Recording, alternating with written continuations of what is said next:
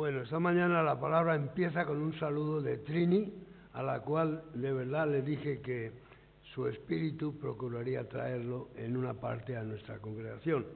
Ella precisamente creo que resume muy bien lo que quiero expresar en esta mañana. Dolorida, llena de cables y como está con las pastillas y ya sabéis todos los males que tiene, sin quejarse nunca y siempre dando gracias con una fuerza tremenda, que el Señor se la conserve y nosotros ojalá nos la dé. El texto que ha leído el pastor naturalmente es muy largo y ya sabéis que yo soy de ideas cortas, ¿no? Y me quedo solamente, de hecho, con una palabra. En el versículo 11 dice que Dios ha puesto eternidad en el corazón de los hombres.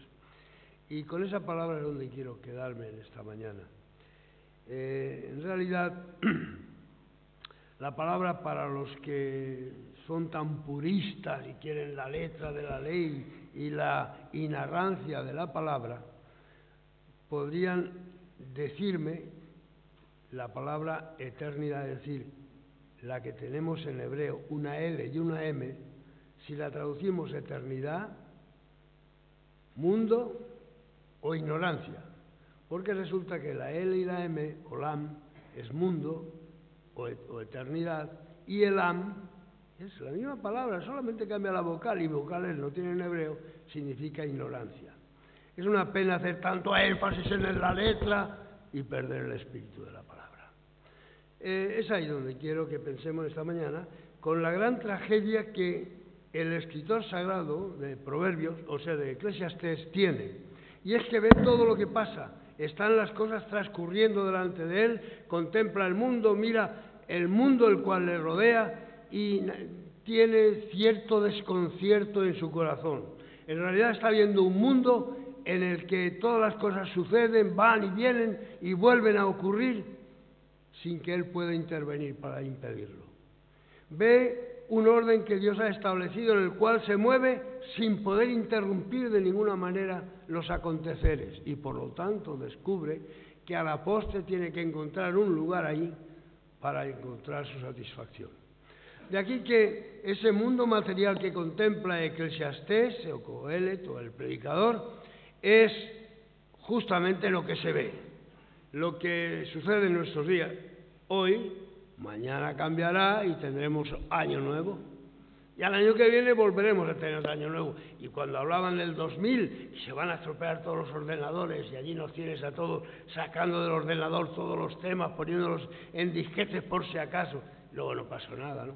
Esto sucede con mucha frecuencia, el alarma de los cambios y luego, pues no, como dice la palabra, los montes de parto y nace un ratón, ¿no? Los tres aspectos que quiero considerar esta mañana es precisamente eso que el escritor sagrado ve, los cambios. Pero además, después de los cambios, todo vuelve igual. Pasa el año, otra vez al principio del año, etc. Y en tercer lugar, creo que vale la pena, al menos para mí, para mi fe, es muy importante, pensar que no solamente todo va y viene y se repite, sino que hay un salto cualitativo de eso que sucede a aquello que permanece para siempre, que es eternidad. Vayamos por partes. Lo primero que ve el salmista es ese poeta glorioso, predicador, que simplemente lo que ocurre, lo que nosotros vemos, está mirando las cosas y ve un cambio constante. Cambio que abril, después de abril, mayo, y después junio, y está cambiando. Y cambia el tiempo y llega la primavera, y llega ese movimiento constante de la siembra, de la siega, de la cosecha, de otra vez volver a empezar, de la casa que se edifica, de la casa que se cae, ese mundo que vemos tan cambiante, que es una realidad que no podemos de ninguna manera obviar, ¿verdad? No hay más que ver Alicante como era hace 30 años, hace 50, especialmente el puerto, en aquel puerto que teníamos que daba un poco de aprensión, y ahora lo veis, y hay un cambio tremendo, ¿verdad? No hay más que ver eso que sucede a nuestro alrededor, cambiante, constante, constante. Y es que la vida es cambio. La historia de la humanidad es el cambio permanente, el éxodo de un lugar a otro buscando alimento o tratando de descubrir el mundo en el cual estamos.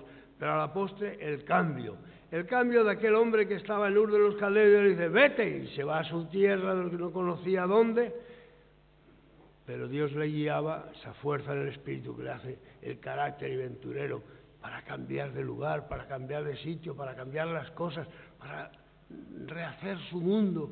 Y ese cambio es permanente, permanente entonces y permanente ahora, con una frecuencia que el escritor sagrado dice, el tiempo, tiene su tiempo, esa medida que Dios ha establecido, no podemos determinar, podemos hacer lo que queramos, pero la primavera llega el otoño, llega el invierno, sin que podamos intervenir.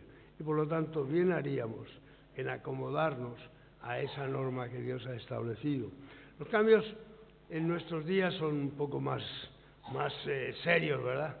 Estamos recibiendo el impacto de toda la tecnología, de todos los cambios, de todas las innovaciones, y naturalmente es increíble el que estemos con un aparatito en la mano viendo a mi primo que está en Nueva York, hablando con él y viéndole la cara. Es algo que a pesar de verlo nos sorprende a todos, porque los cambios nos cuesta habituarnos a los cambios, pero están ahí.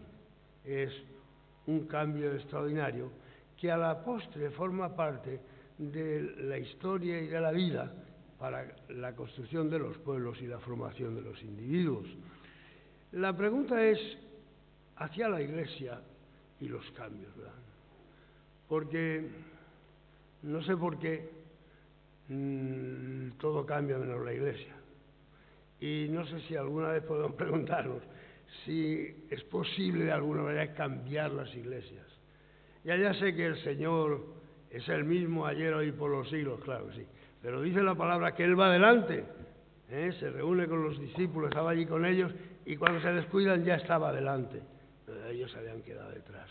Ese cambio incesante de la vida, sin provocar de verdad un cambio en nuestros corazones, en nuestra iglesia, en nuestra vida, es para hacérselo pensar. Si pensamos que podemos cambiar el mundo reuniéndonos un domingo a 1 hora o 2 horas aquí, pues no sé si eso es demasiado coherente con la esencia del Evangelio, que es cambio. La conversión es un cambio. Y nos ha enviado, dice, los que estaban transformando el mundo han llegado hasta aquí. Los revolucionarios, es lo que dice el libro de Hechos, porque tenían en su corazón una fuerza que les obligaba a llegar anunciando aquel mensaje que cambiaba la vida, las perspectivas, los conceptos de las cosas y transformaba la sociedad, ¿verdad? Frente a los cambios, que son una realidad, necesitamos también encontrar nuestra manera de recibirlos, de actuar y de ajustarnos a ellos. Sí, ya sé que mañana daremos gracias a Dios por el año que se ha ido y a lo mejor le pedimos que nos bendiga el año que viene. Pero si eso significa un cambio, es lo que hicimos el año pasado y nos sirvió de bien poco, ¿verdad? Los cambios es la esencia de nuestro Evangelio, y los cambios son la parte inviolable de nuestro mundo y los caracteres básicos de la historia a través de sus éxodos. Está ahí. Y naturalmente el Escritor Sagrado ve el cambio permanente de las cosas que van y vienen. Y después dice, anda, ha cambiado y está todo igual. Y volver a empezar. Antes venía primavera, ha pasado el tiempo, vuelve la primavera, los árboles se llenan de hojas verdes, los campos florecen, los árboles comienzan a tener su floración, el perfume de las plantas aromáticas llena el ambiente. Otra vez, al año que viene lo mismo. De hecho, en la historia, básicamente, y quiero hacer mucho énfasis, está en eso, en volver. Porque hay una ley física, una ley que la química, la física estudia, y es que dice que nada se pierde, que todo se transforma pero vuelve al mismo sitio, que la cantidad de agua que hay hoy en la Tierra es la misma que había hace 1000 años, y la que habrá dentro de 2000 años. Porque es la misma cantidad de átomos de oxígeno e hidrógeno que no cambian nunca. Y los minerales siguen siendo los mismos, solo se transforman. Forman parte de un cuerpo, de otro cuerpo, pero a la postre vuelven donde estaban. La apariencia de las cosas. Los árboles están compuestos de esos pedacitos de átomos y de minerales fueron un árbol, y el árbol se deshace y los minerales vuelven a su sitio, y las personas y las cosas. El texto que dice un poco más adelante lo que ha dicho el pastor es: el polvo vuelve al polvo donde salió, la tierra vuelve a la tierra donde estaba hecho, los minerales vuelven a su lugar. Esto es lo que el salmista está viendo, el escritor sagrado, el de Eclesiastés está viendo, ¿no? Todo vuelve otra vez igual. ¿Qué sentido tiene? Y la verdad es que lo que descubre es que es necesario que haya esa estabilidad de las cosas, esa ley, ese orden, porque si no, naturalmente se chocaría la cosecha del trigo y la siembra, y eso sería imposible. Y si no hubiera ese orden, pues los mundos se chocarían. Y si no hubiera esa ley que establece la posición de las cosas, pues os acordáis que al principio Dios estableció que los mares se retiraran de la tierra para formar la seca, la parte seca habitable. Es esa ley que permite que haya pues la armonía y la vida en el universo. Es la ley de la circulación, ¿verdad?, que impide que choquen los coches, porque se ha distribuido que cada astro tenga su movimiento y su eje de rotación, y cada uno tenga su espacio, y así sucesivamente. Dios ha establecido una ley que permite que el universo se mantenga. Eso lo ve el escritor sagrado, y está reflexionando sobre ello, de esa ley de armonía. Por eso dice que Dios ha visto que lo que ha hecho está bien y es permanente, que no hay que tocarlo, que no se puede tocar. Lo dice el versículo 14.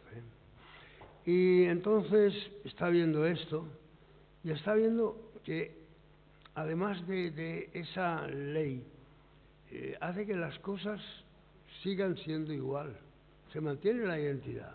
Se planta trigo y recoge trigo. Esto nos parece una obviedad, ¿verdad? Pero no es una obviedad si no hubiera una ley que mantiene las características propias de cada esencia, o de cada ser, o de cada cosa. Sería horrible, ¿verdad?, plantar trigo y recoger patatas. Pues nos confundiría, vivíamos en un mundo de desorden y confusión. Pero no es eso. Vivimos en un mundo donde Dios ha establecido unas normas que podemos comprender y que no nos fallan. Que si ponemos naturalmente ciruelas o pinos o habas, recogemos eso que sembramos. Y es decir, que cada cosa mantiene su identidad, que cambia el tiempo. Sí, plantamos aquí o allá, pero si plantamos una rosa aquí o la plantamos allá, seguirá siendo una rosa, porque dentro tiene esa fuerza que le hace que sea una rosa. Es una ley por dentro, no es una ley por fuera. No le ponemos allí un cacerolito para que la rosa se quede ahí, no. Plantamos una semilla y como dentro tiene la fuerza de la vida, se hace una rosa y siempre se mantiene constante y permanente. Luego, naturalmente, se deshace y vuelve otra vez a la tierra, ¿verdad? Pero eso es lo que ve la identidad de las cosas y de los seres que Dios ha puesto en la esencia de la vida y de la creación. Y ve esto, y ve ese contenido extraordinario que Dios ha delimitado. Pero esta es la pregunta. Si lo que Dios ha hecho se deshace y vuelve otra vez a esperar, si yo, los 80 años que he tenido por magnesio y calcio, pues resulta que el calcio y el magnesio se ha ido, y ¿dónde está el que era yo? Y eso cuando me muera se vuelve a deshacer y se vuelve a perder. Si el polvo vuelve al polvo, si la energía dice que nada se destruye, que todo se conserva, ¿qué sentido tiene, verdad? Aquí es donde viene la cuestión. Viene la cuestión que probablemente se estudia como entalpía en la cuestión termodinámica y todo esto. La cuestión está en que todas las cosas se transforman y nada se pierde. Hay un gasto que naturalmente se transforma de calor o de energía. En el mundo del espíritu no es así. En el mundo del espíritu no se gasta nada. Al contrario, si tú desarrollas el amor, cada vez tienes más amor. Si trabajas con la paz aumenta, no se gasta. Vamos por partes.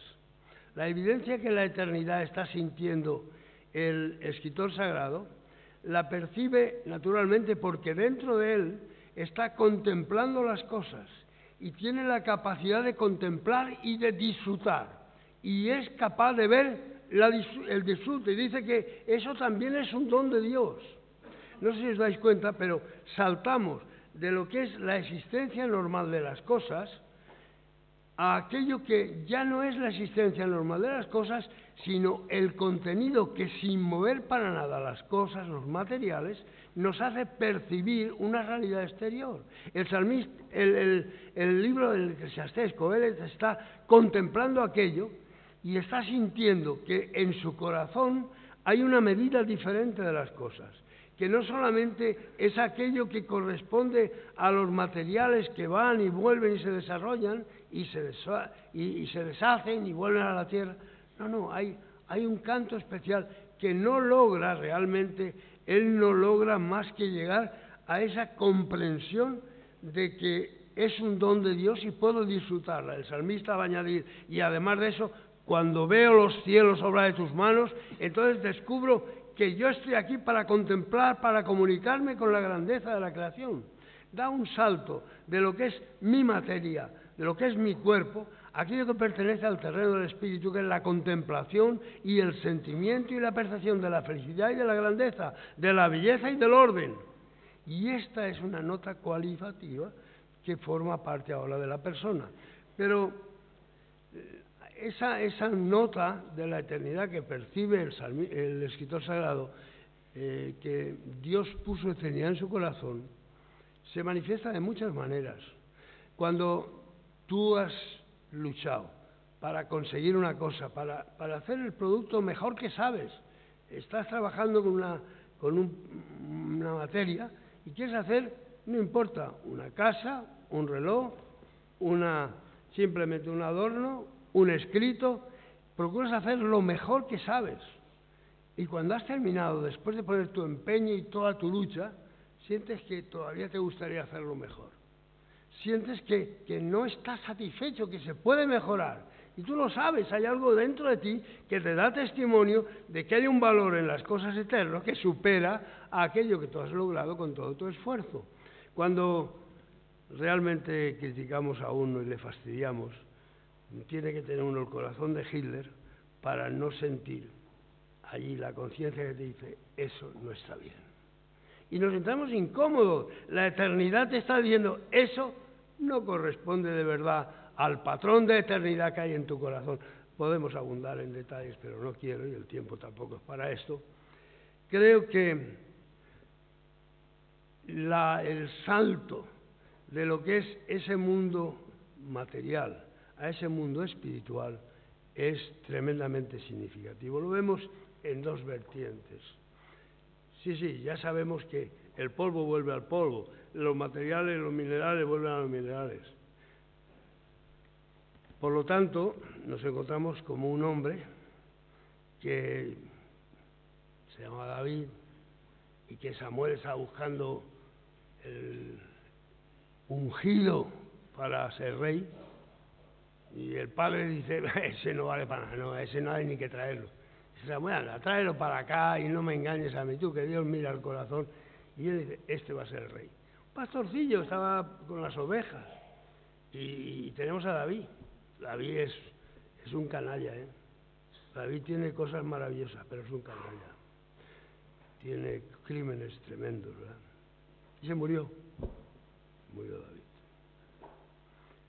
Y el polvo de su cuerpo, ¿dónde estará, verdad? Sí. Pero cuando leemos el Salmo 23,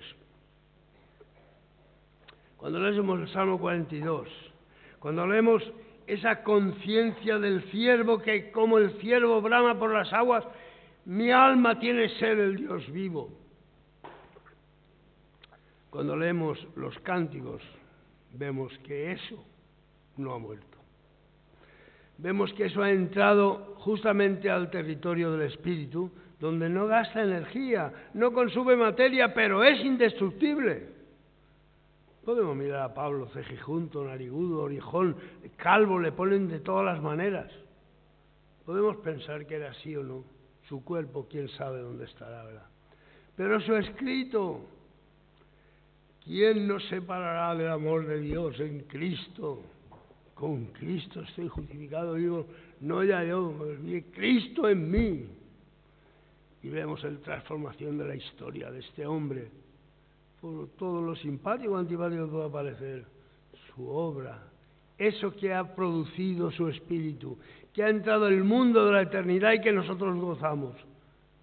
No ocupa espacio, no gasta materiales, pero es indestructible. Es el hombre metido en la eternidad y usando la eternidad. Al revés. La eternidad metido en el hombre. Nos encontramos con un hombre que se llamaba Marco, joven. Los jóvenes siempre hacen mucha tontería, la verdad. Cuando uno repisa la vida, las cosas que se hacen de joven, ¿verdad? Gracias a Dios que pueden hacer tonterías. Salió con Pablo y Bernabé a descubrir el mundo y a conquistar el mundo. ¿Y qué pasó? Pero al cabo de un poco de tiempo estaba cansado el muchacho. Y llegaron a un territorio que dice que había ladrones y se volvió a su casa. ¡Puf! No podía seguir, ¿verdad? Faltaba fuerzas. ¿Qué pasó? Pues pasó que tenemos un conejito lleno de miedo regresando al hogar. Pero un día nos narra en el capítulo 14, del versículo 51 y 52 de Marcos, que ese hombre que sigue a Cristo, que solamente llevaba la túnica, significó tanto en su vida, que cambió, y Pablo después reconoce su grandeza. Tenemos su evangelio, y Marcos, aquel que era el tímido ratito, tiene como símbolo el león. Y su evangelio justamente está simbolizado por el león, porque el espíritu había cambiado aquella timidez e inocencia en la fuerza del león. Y tomamos a Pedro, negando a Jesús, sin saber moverse entre la gente. Pero cuando recibe el Espíritu, ¿verdad? Cuando la eternidad llena su corazón y empieza a abrir su boca para anunciar el mensaje que llenaba su corazón, porque de la abundancia del corazón habla la boca. Qué cambio, ¿verdad? Es la eternidad metida en el corazón. Y aquí no hay gasto de energía, ¿eh? Aquí no ese es el mundo material. Es que no vivimos en un mundo, vivimos en dos mundos. Y cuando solamente miramos el mundo de la materia, nos surge el desconcierto de Eclesiastés. ¿Y ahora qué hago? Pues si todo vuelve a empezar y el hombre vuelve al polvo otra vez y se ha acabado. Y un pasito más, porque dice la palabra. El que está sentado en el trono dice: yo hago nuevas todas las cosas. Escribe. Y vi la ciudad que descendía con aquellas calles de oro, con aquellas puertas que eran perlas, con el río de cristal que nace del manantial de Dios. Vi la santa ciudad, porque Dios hace nuevas todas las cosas. El mundo del espíritu, donde no hay gasto de energía, pero están las cosas eternas que viven para siempre. Es que miremos el mundo por fuera o veamos detrás del mundo la mano del Padre de amor, que ha hecho un lugar para nosotros, para nuestras almas y para la eternidad.